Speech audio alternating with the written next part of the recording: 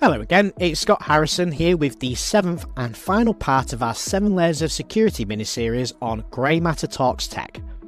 Our podcast for a dev and IT enthusiast looking to discover the latest trends and insights in tech. Our final episode in this mini-series is about protecting your mission-critical assets. Let's consider the following scenario. At any moment, your entire business could be taken offline. A ransomware attack could encrypt all your data.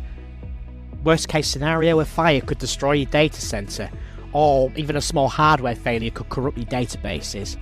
We talked about malicious insiders in the last episode, and they could delete critical files, or things like natural disasters could flood your office.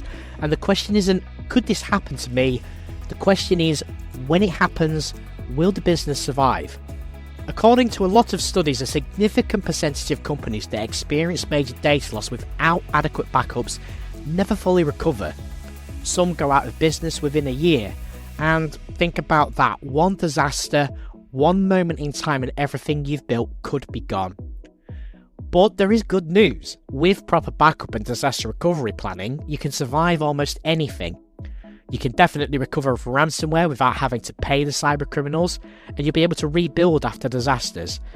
And most importantly, you'll maintain business continuity even when your systems fail.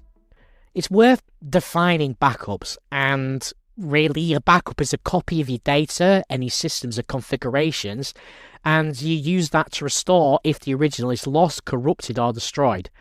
It's your safety net, your insurance policy, and it's your time machine that lets you go back to a point before disaster struck.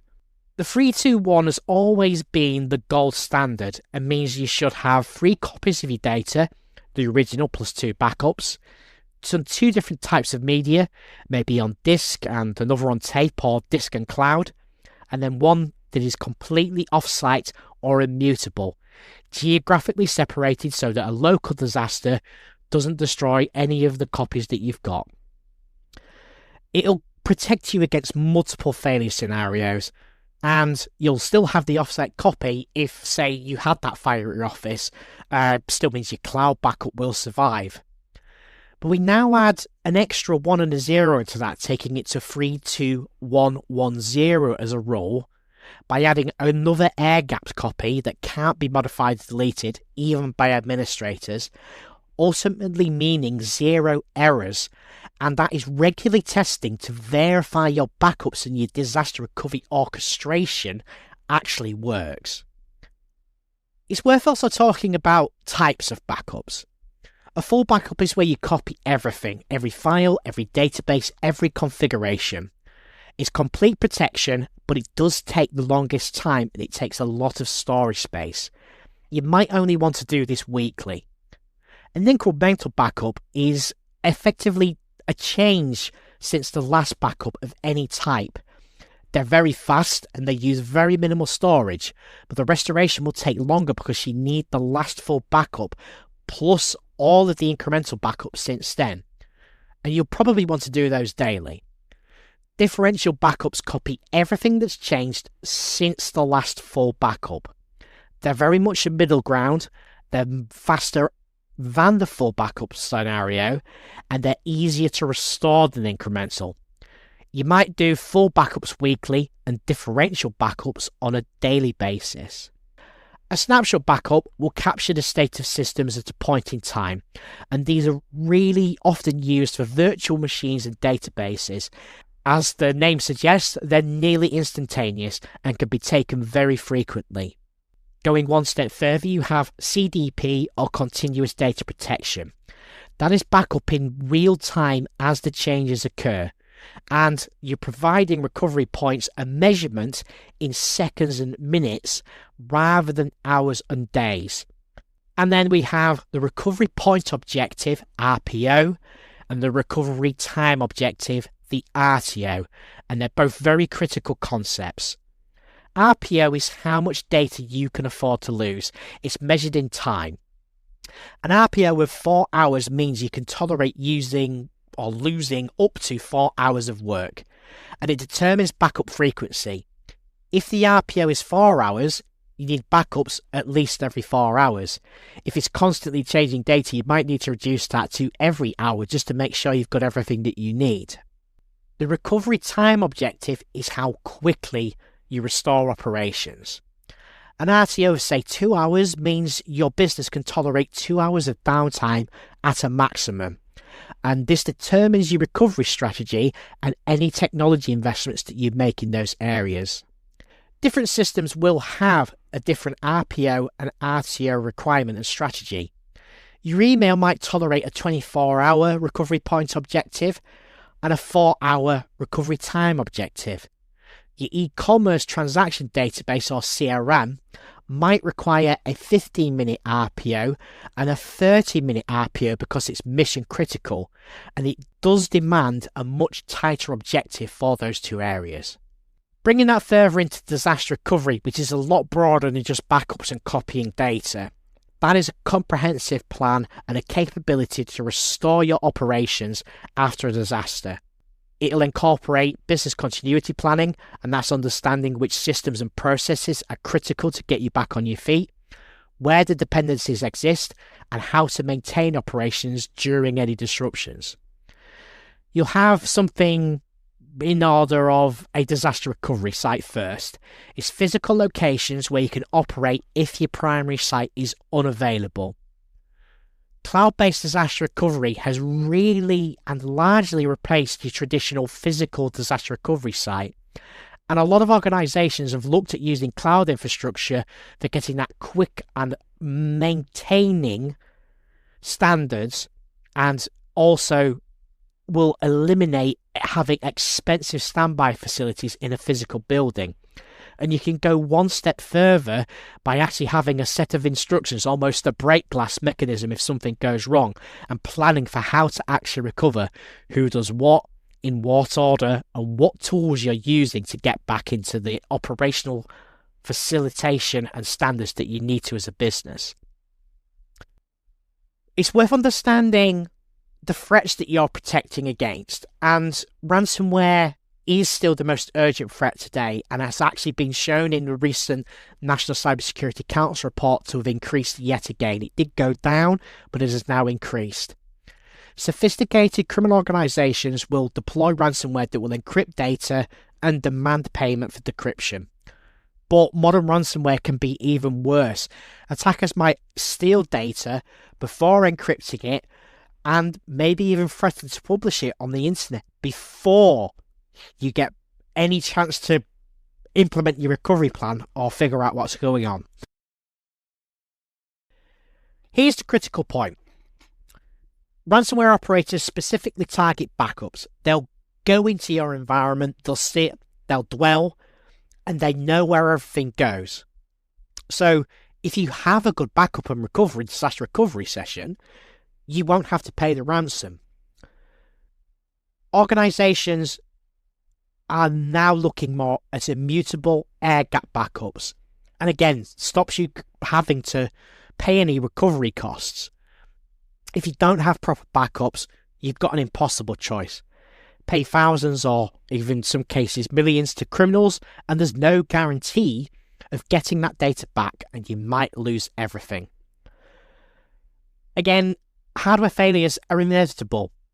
Physical equipment, things like hard drives, fail. RAID arrays can fail. Storage systems fail. Going back to a first point, the question isn't if, it's when. Without backups, hardware failure means data loss. Again, we talked a lot about human error in the last episode, and it's still incredibly common.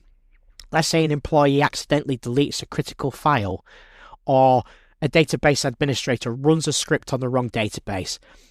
An IT technician might format the wrong drive, or a developer commits code that will corrupt data.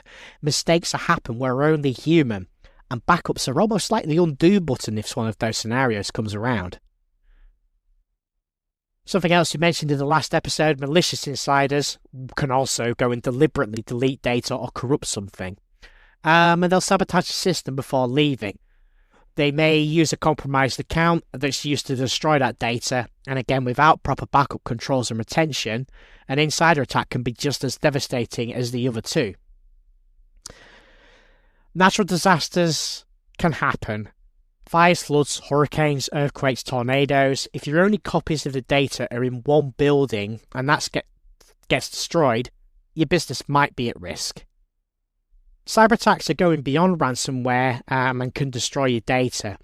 There are other ransomware or, let's say in this case, malware that permanently deletes everything. And there's more practice of a practice called cryptojacking that will corrupt systems. These are mostly state-sponsored attacks and they're designed to cause the maximum damage possible.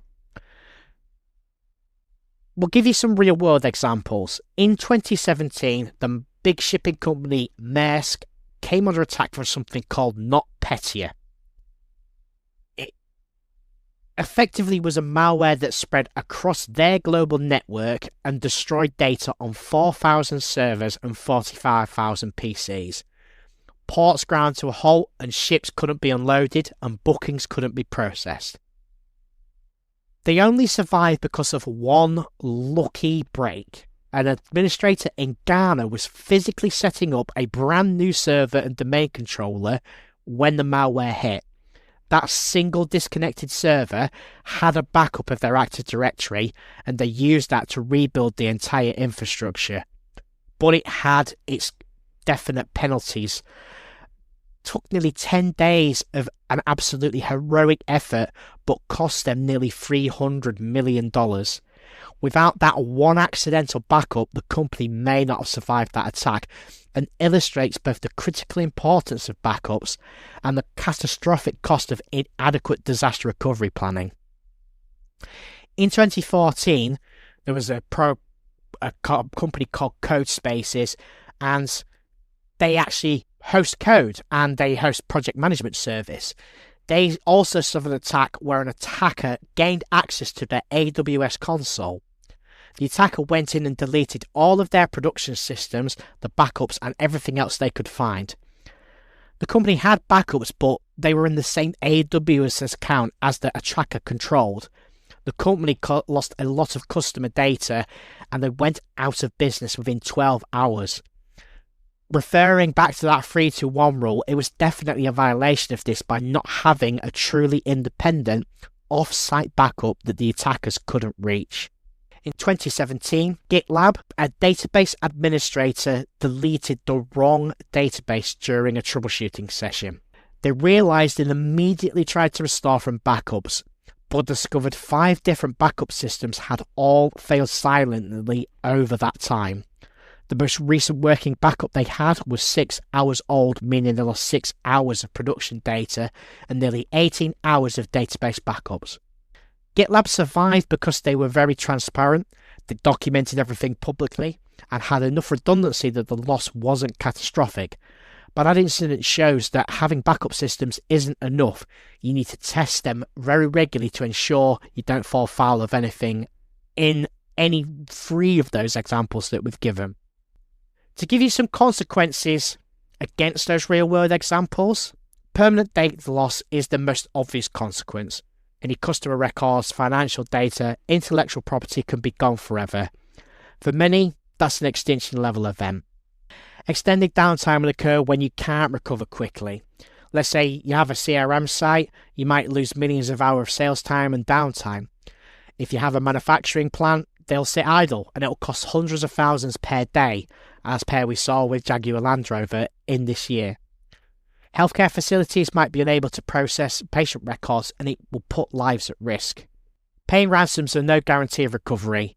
Even if you were to pay those millions, you might not get the data back or it could be corrupted. And you've also funded criminal enterprise. Regulatory consequences can be very severe. For example, a regulation like HIPAA will require disaster recovery capabilities, and any failures to maintain adequate backups can result in massive fines and sanctions on your business. Some industries and regulations actually require you to demonstrate regular disaster recovery testing as well. Reputational damage will persist even if you survive. Customers will start to wonder, if they can't protect my data, can I trust them? Partners question your reliability, and competitors will only gain an advantage while you're getting into that recovery. To conclude, backup and disaster recovery from the ground up. It isn't about technology, it's about survival. Much like data loss prevention, backup is your insurance policy against every kind of disaster. Comprehensive backup in DI requires multiple layers, local backups for fast recovery, off-site backups for disaster protection, and immutable backups for ransomware protection, and an air-gapped backup for ultimate security. It means you have a defined RPO and a recovery time objective, and it's based on the business needs. Critically, it requires regular testing, and it's not just there to be expensive storage. The investment in proper backup and disaster recovery might seem significant, but it's microscopic compared to the cost of a major disaster without having that protection. You might think, okay, I might cut a corner here, and you're definitely gambling your entire business on never experiencing a disaster. That can be classed as recklessness. Start with the basics, implement 3-2-1 backups, define the RPO and RTO, automate backup jobs, and test regularly. Then mature your program with immutable storage, comprehensive disaster recovery planning, and regular disaster recovery exercises. Remember, hope is not a strategy, luck is not a plan. Backups and disaster recovery are your survival mechanism. Invest in them, test them, maintain them, because when disaster strikes, and it will, you'll either survive because you prepared or fail because you didn't. I'd like to take this opportunity to say a massive thanks to anyone who has listened to all 7 layers of this podcast, but also sneak in that there's also a hidden additional 8th layer which requires pen testing, email security and compliance. If you'd like to find more about that or anything else we've discussed in the 7 layers, book in your free 7-layer assessment with me. Just email info@greymatter.com. In some of our next sessions on Grey Matter Talks Tech, we welcome a lot of security experts from across the industry to discuss key security trends, insights and best practices. Don't miss out and subscribe now.